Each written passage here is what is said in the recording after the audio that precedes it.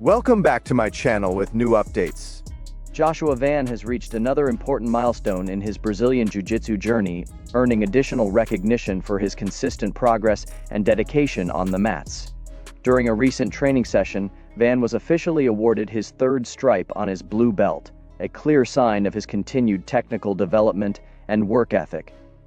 The moment unfolded in a lighthearted and supportive atmosphere, reflecting the strong culture within the gym.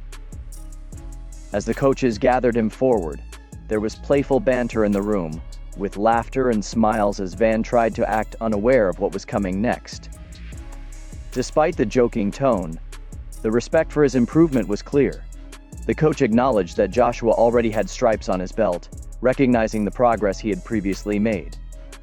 However, after watching the way he rolled and handled himself during training, the coaching staff felt his performance deserved even more recognition. His composure, technique, and intensity stood out, demonstrating growth not only in skill, but also in confidence and understanding of the sport. In a moment that surprised Van, the coach decided that his recent performance warranted another stripe, upgrading him from a 3-stripe blue belt to a 4-stripe blue belt on the spot. The announcement was met with applause from teammates, highlighting the respect he has earned within the room. The atmosphere was celebratory, underscored by music and cheers, as the belt was adjusted to reflect his new status. The interaction also showcased the supportive environment around Van, including a brief exchange involving his family, adding a personal and genuine touch to the moment. It was clear that this achievement was not only a result of his individual effort, but also the encouragement and guidance of those around him. Earning a 4th stripe on a blue belt is a significant accomplishment in Brazilian Jiu-Jitsu, representing countless hours of training, discipline, and resilience. For Joshua Van, this promotion signals steady progress and growing mastery of the fundamentals, positioning him well for the challenges ahead. As he continues to balance his competitive career with his development in Jiu-Jitsu, moments like these reflect his commitment to constant improvement. This latest recognition serves as motivation for what lies ahead and reinforces his reputation as a dedicated and evolving martial artist. Daniel Cormier believes that UFC fighters are set to earn more money as the organization moves away from the traditional pay-per-view model and transitions to an all-in-one, exclusive broadcasting deal with Paramount+. Speaking on the weighing-in show, the former 2-division champion explained that the financial landscape of the sport is already changing in a way that benefits fighters across the roster. According to Cormier, many athletes are currently making more money than they did during the pay-per-view era, even without relying on PPV points. He addressed the common concern among fans and critics who question how fighters will be compensated once pay-per-view revenue disappears. Cormier emphasized that the assumption fighters would earn less is outdated and does not reflect today's market realities. Cormier explained that during his own fighting career, particularly when he shared cards with stars like John Jones, Anthony Johnson, Nick Diaz, and Nate Diaz, pay-per-view sales were significantly higher. During that era, top-level events regularly generated massive numbers, resulting in substantial earnings for fighters at the top of the card. However, he noted that those conditions no longer exist in the modern UFC landscape. In today's environment, Cormier said that what is now considered a strong pay-per-view performance would be around 500,000 to 600,000 buys. Even those figures are increasingly difficult to reach due to changes in consumer behavior. Illegal streaming, shifting viewing habits, and audience fragmentation have all contributed to declining pay-per-view sales, making the old model less reliable for fighter income. Cormier revealed that many fighters have already restructured their contract in anticipation of the pay-per-view model being phased out. With the UFC's support, these new agreements focus on guaranteed compensation rather than uncertain back-end revenue tied to sales numbers.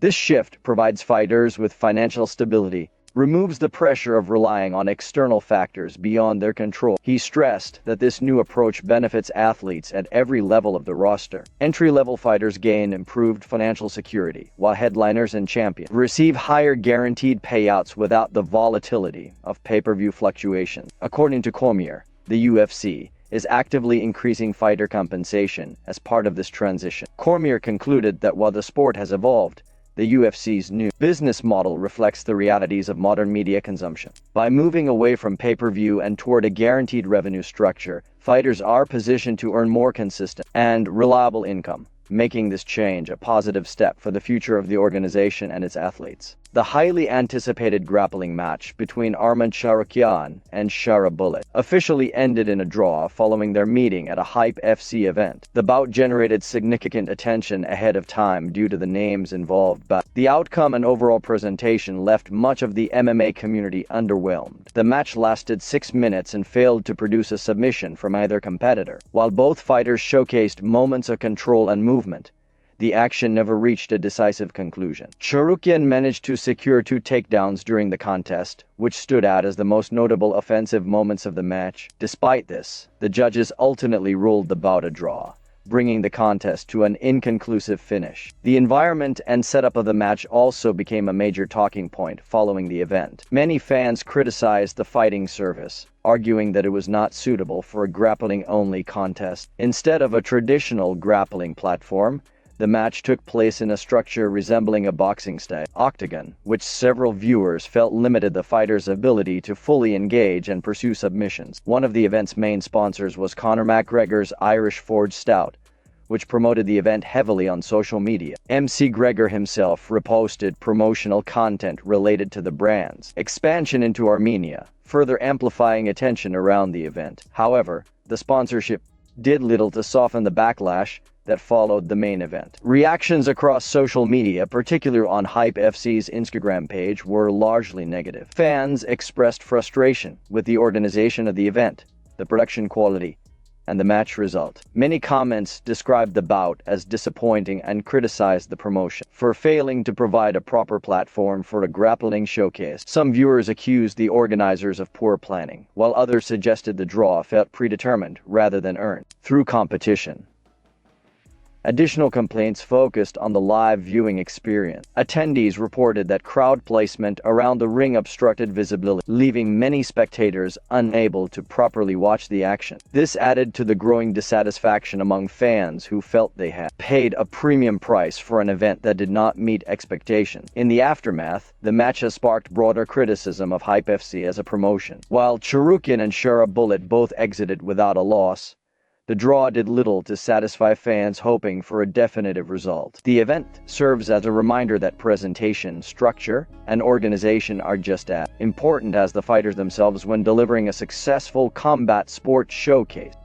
Israel Adesanya recently opened up about how he deals with difficult moments in life, offering insight into his mindset during challenging periods both inside and outside the cage. Although the former UFC middleweight champion is not currently scheduled for a fight, he has been candid about where he stands mentally and emotionally at this stage of his career. Adesanya has stated that he is no longer focused on chasing UFC titles. Instead, he wants to fight with more freedom, take greater risks, and rediscover the mindset he had before becoming a champion. This perspective comes as he navigates a 3-fight losing streak, a situation unfamiliar to much of his career. Despite the setbacks, Adesanya remains reflective rather than discouraged. According to Adesanya, one of the most important lessons he has learned is that nothing lasts forever. He believes that both good times and bad times are temporary, and understanding this truth helps him stay grounded. He compares life to changing weather, explaining that when it rains, the sun will eventually shine again. Rather than resisting tough moments, he encourages embracing them as part of the human experience. Adesanya emphasizes gratitude as a powerful tool during hard times. He points out that simply being alive and above ground is reason enough to remain thankful even when circumstances feel overwhelming. For him, awareness of the present moment plays a major role in maintaining balance. Whether he is training, traveling, or spending time abroad, he focuses on appreciating where he is and what he is experiencing. He also acknowledged that he has faced emotional lows in the past, including periods where he questioned his mental state and struggled internally. One particularly difficult phase occurred earlier in his life, where he gained a deeper understanding of what true sadness can feel like. However, Adesanya believes his strong spirit prevented him from being consumed by those emotions. A major factor in his resilience is his support system. Adesanya credits the people around him for helping him stay grounded during difficult moments. He also stresses the importance of self-awareness, knowing his own limits, and recognizing when he needs to slow down and reflect. Ultimately, Adesanya views life as a cycle of highs and lows. He believes that the good, the bad, the ugly, and the beautiful are all essential parts of the journey. By accepting every phase rather than resisting it, he continues to move forward with clarity, strength, and peace of mind. Bryce Mitchell has sparked controversy after publicly suggesting a conspiracy theory linking Jake Paul to Anthony Joshua's recent car accident. The comments quickly drew attention across the combat sports community due to their serious and provocative nature, prompting widespread discussion and criticism. Mitchell, known for his outspoken and unconventional opinions, implied that Jake Paul may have been involved in or connected to the incident surrounding Joshua. His remarks were framed as speculation rather than evidence, but the tone and wording caused concern among fans and observers. By making such claims, Mitchell reignited debates around misinformation, responsibility, and the influence public figures have when discussing sensitive topics. According to Mitchell, his theory centers around the idea that fighters who refuse to cooperate with certain outcomes face consequences. He suggested that if an individual does not let Jake Paul win, then serious harm could follow, making a shocking statement that implied loss of life or danger to close associates. While these comments were not supported by facts or proof,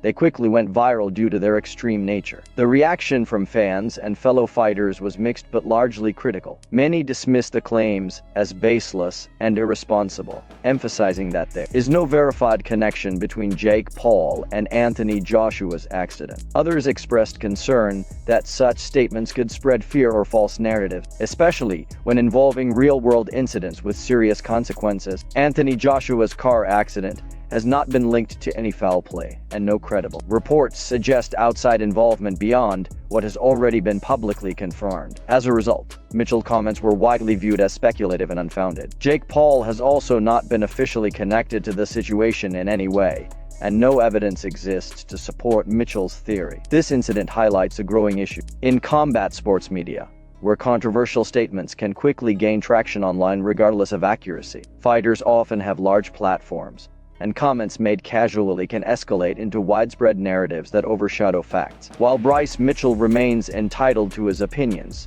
many fans and analysts believe that claims involving violence or criminal implications should be approached with caution. Without verified information, such statements risk damaging reputation and distracting from legitimate discussions within the sport. Ultimately, the situation serves as a reminder of the importance of responsible communication. As the combat sports world continues to intersect with mainstream media and social platforms, accountability remains crucial when addressing real-life events that impact athletes and their families.